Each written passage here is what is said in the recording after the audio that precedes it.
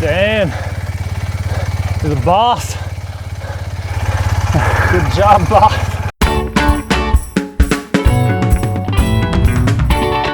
Do you remember that dramatic final scene in National Lampoon's Vacation where the Griswolds arrive at Wally's World only to find that it's closed for repairs? No?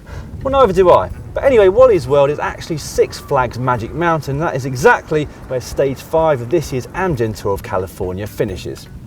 Unlike the Griswolds, the Pro Peloton will not encounter Cousin Eddie or any hot blondes and Ferraris on their journey to Magic Mountain. 1, 2, Wow, 3, you're good at this, Dave.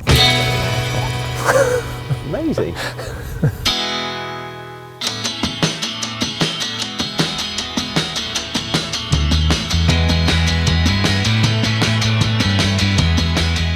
Now, the stage itself starts here at Chase Palm Park in Santa Barbara. It's 96 miles long, or 154 kilometers, and along the route they'll be tackling 3 intermediate sprints and 4 classified climbs. They total up to an elevation gain of 7,600 feet, or just a little over 2,300 meters. From here we'll be heading along the coast into a town called Carpinteria. Don't confuse it with Carpinteria, which is a shop that does carpet.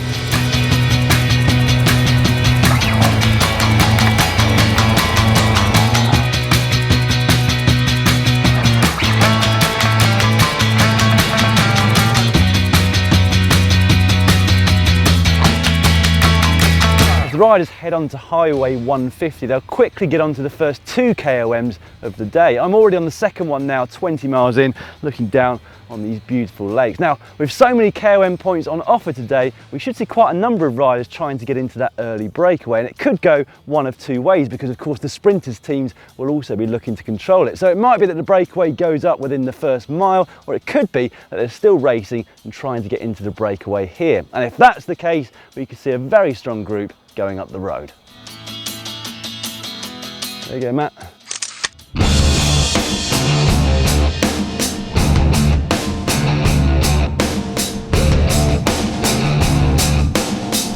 The first intermediate sprint of the day is located here in the small town of Ojai, a place known for its boutique hotels and vineyards. But coming as it does just over 30 miles into the stage, the likelihood is that the breakaway will be well established, and so the extra points on offer and the bonus seconds will be contested amongst them.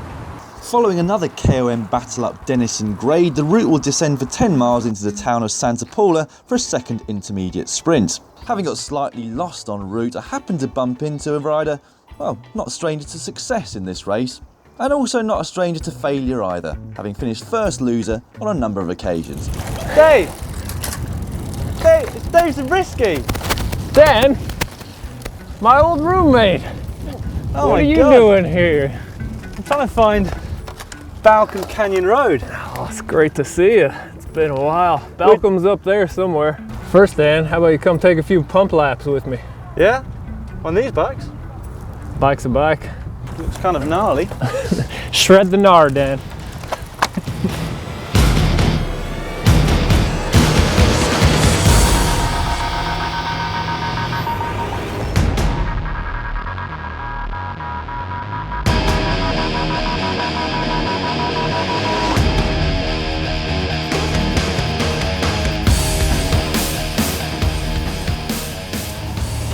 Not long after the intermediate sprint in Santa Paula, the riders will arrive here on this long straight road and take a right turn to the most iconic and hardest climb of the stage, Balcom Canyon Road. Now, this initial section after you turn right is reasonably easy, gradient around about 3%, but it really belies what faces them ahead.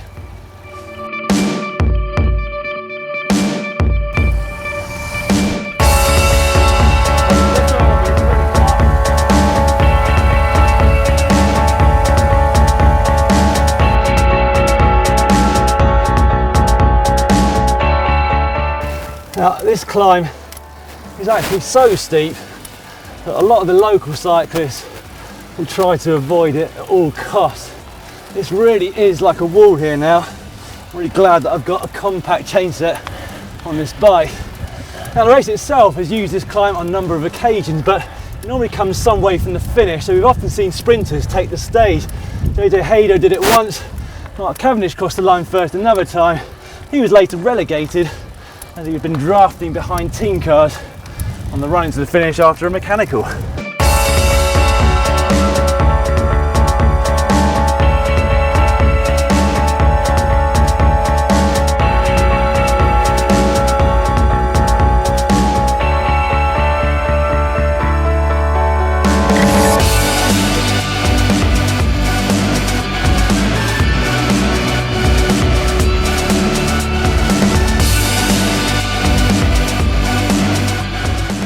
As hard as this climb is, it's doubtful that it'll have much impact on the race itself. They still have a long ways to go to the finish, and it'll probably all come back together if anybody gets dropped on this one.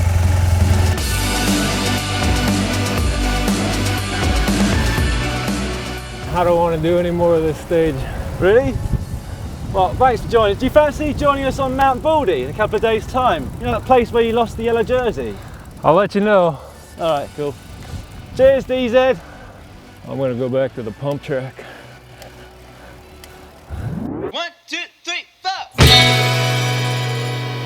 A few more uncategorised climbs remain before the white-knuckle descent of Grimes Canyon.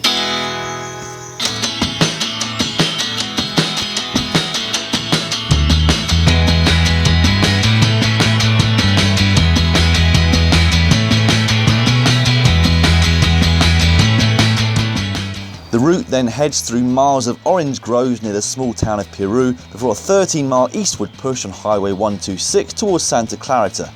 And it's on that super wide highway where the sprinters teams will come to the fore and try and make sure that the breakaway is indeed brought back into the fold before the finish. With around 3 miles to go, if the riders look to their right hand side, they will be able to see Magic Mountain here with all its really huge roller coaster rides. Then continue on into the centre of Santa Clarita, where my prediction is that despite all of the undulations en route, we're going to witness a big bunch sprint.